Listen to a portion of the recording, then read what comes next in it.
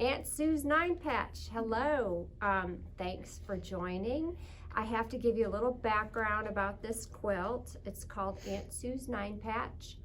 A couple of years ago, I had plans to go visit my dear Aunt Sue in Seattle. She is a creative whack.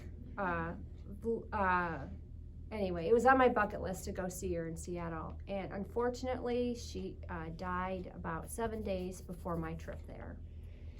When I get to heaven, I'm going to have words with her that if you die suddenly, I would appreciate it. You do it after the trip, but anyway, it was sad. Heart disease. Take care of your heart, everyone. But in the aftermath of Aunt Sue, I received boxes in the mail.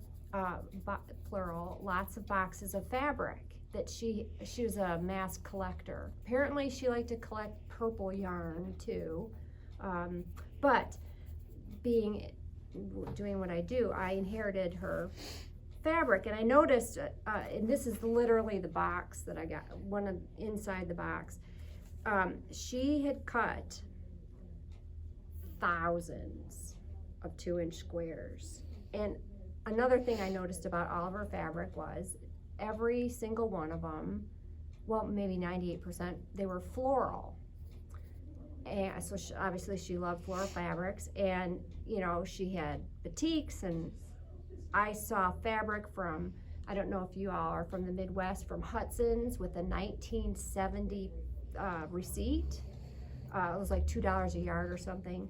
But anyway, my point being that there was everything, and the kitchen sink, and she also had Liberty fabrics. She liked to collect those. She would go to England and pick up some Liberty. So I thought, okay, what am I going to do? And obviously, if you see it, does not look very cohesive. Like, what do you do with all of that, right? So I decided to come up with Aunt Sue's 9-patch. I've finished several. I've made 3 myself, and the bottom line is, if you use a background fabric that's the same, and then just really choose floral fabrics. It doesn't matter what color, surprisingly, and I've seen a lot of them, and they all look great. And I even went indulgent, if you really want to go crazy, and treat yourself to some Liberty, especially the Liberty white or a Liberty back.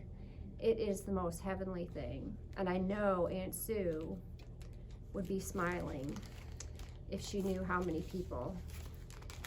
And when pre-COVID, when I did classes, my students would come and raid Aunt Sue's, because I don't think I'll ever be able to get through. So it's really fun to collect floral fabrics, trade with your friends, buy a big bag of scraps, but really you'll want to get, the background should all be the same. Another little note too on these patterns, now that I've written patterns, you know, my instructions say 3.5 yards of background fabric. Usually those are minimum amounts and created for perfect people who never make mistakes, like me. But I always suggest that the best insurance you can buy is get a little bit of extra fabric. Extra's always good. And you'd think that the Fabric Makers of America would throw me a commission, but it's really true. Just don't stress yourself out. Life is too stressful. So what I did, and I'm just going to show you really quickly how to construct the 2 little blocks that go into this. There's the 9-patch, and then there's the star points. And I'll do the star points first, since we're right here. But they require, and you'd refer to the instructions for the number and whatever, but here's a 5-inch square, and then the star point square. It's really easy. I'm just going to draw a line from corner to corner, and I like the purple pen. This would be also a good time if you have those Frixion pens, because they iron away, and this is on the wrong side of the fabric, so you don't have to. I have one here. And what you do is settle your square and line it up. This is important. You want to make sure it's nice and lined up. If you're a pinner, this is where you'd put in the pins. And when I sew it, I am going to sew, so you see how when you make a line with the felt, I'm going to sew it to the outside of this line, right along the edge. So I'm not trying to go in the center of the line. I'm going to go on this side of the line.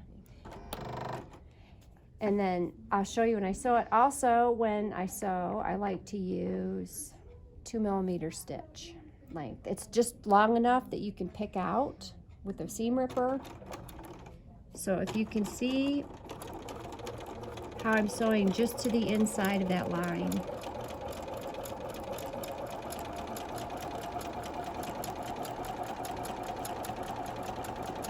I also really like these 1/4 inch purple squares too.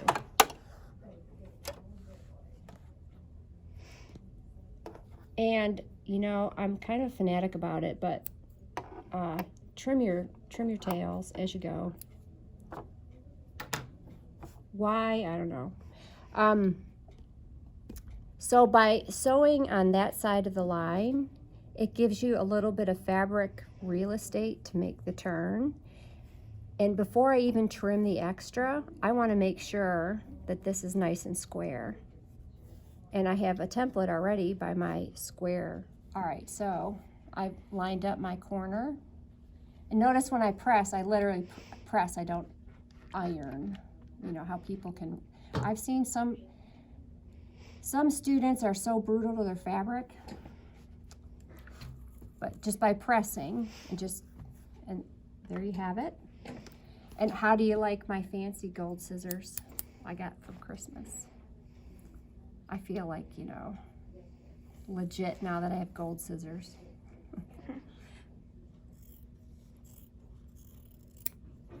So then I just roughly trim. Notice I didn't measure anything, just roughly trim.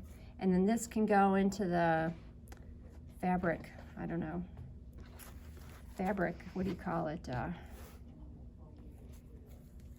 I don't know. I had a dog bed. I used to use my little scraps and stuff the dog bed. So basically, I'm going to do the same thing on this side. Draw my line.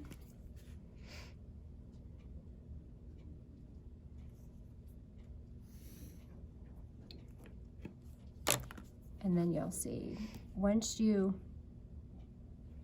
line up your corners, notice that you're going to be sewing over the intersection here. And then again, I'll sew on this side of the line. So again, I'm going to line up to the back, and oh goodness, I wasn't quite perfect. Oh my. You never do your best work on camera. But even still, if this were at home and now we're making this for the Queen of England, I wouldn't change it. I would just finagle it. Okay. Trim. And there you go. There's a star point block right there. Also, when I take a look at this, I also look to see that this intersection here is a 1/4 inch down, because obviously that will be your seam. And look at that. And it's nice and straight, and you could even use a 5-inch ruler to square it up if you wanted to. This block is this one right here. And then you would refer to the instructions and you would make, you know, however many they tell you to. I have that right. You make 52 of them. So, easy as that. Okay, so here I'm going to show you the next component of the quilt, which is the 9-patch. It's a very traditional block. You know, and it sounds funny, but cutting 2-inch squares, sewing them with a 1/4 inch seam, and pressing them seems like it's a really easy thing, but I find it incredibly hard to get a perfect little block. So here are Aunt Sue's 2-inch squares. I just really literally just reached my hand over and grabbed whatever. And I like to lay out my block to the side. Scoochie this over just a bit. And then I just grabbed some random fabric I had in my stash first, just to demonstrate. And so I like to put my little block to the side. And these little purple strips I really like. I put it at my 1/4 inch mark, and it not only gives you a guide, and yes, I know this is a 1/4 inch foot, but here's the problem. If you don't have the purple thing, the space that you drive onto your block, it could be a 1/4 inch, or I'm going to exaggerate, but you could have your piece positioned like this. And so the top won't be a 1/4 inch. Having this guide allows you to butt your pieces right against it, and it really does help with your 1/4 inch seam. You know, they say use a scant 1/4 inch, use a 1/4 inch. You know, I don't care what terminology, you just want the finished product to measure 5 inches. And you don't know that. I mean, I'd hate for you to go and make 81 9-patch blocks and figure out they don't measure right. And really what I'm doing is just putting the right sides together. It's called chain piecing, and that just means you thread one in after the other. And I like to set it down again. And really, you know, a lot of times they say press to the dark fabric. Generally, I press to the function of the block, but in this case, pressing to the printed fabric works well. Notice I'm just doing it with my fingers.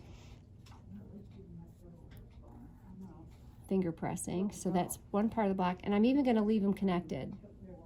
So I'm going to bring this unit up, and then I will chain piece these other 3 squares.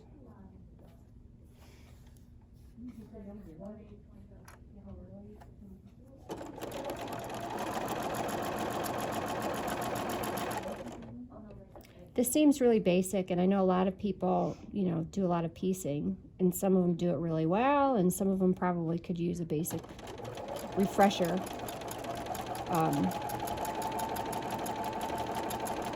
And, you know, really good piecing just doesn't happen. You have to be mindful of it, and you have to keep on top of it. It's a diligent thing. You know, you can try to piece mindlessly, but you really kind of have to keep your eye on. And, you know, I'm not going to throw Aunt Sue under the bus. She did a pretty good job cutting these pieces out, but one can never tell. You know, especially if somebody else does the piecing or the cutting.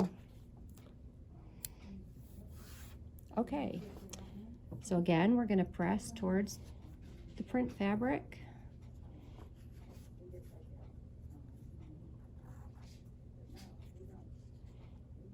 And now it's just a matter of sewing the seams.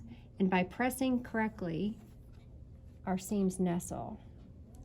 And that's how you obtain the really nice points. And when I line up a block, I line up not just this line, I am lining up this seam, I can feel it, and I'm lining up this edge.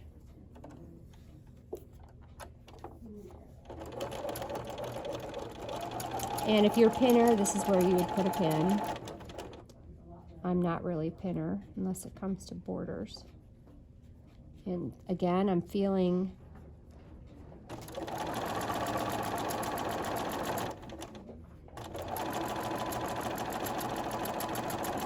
so there's one side.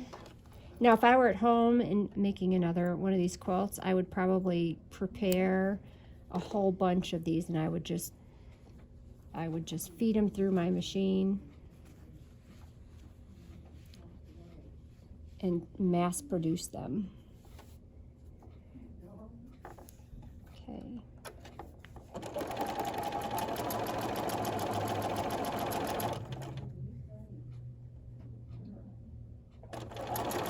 And it's as easy, well, I say it's as easy as that.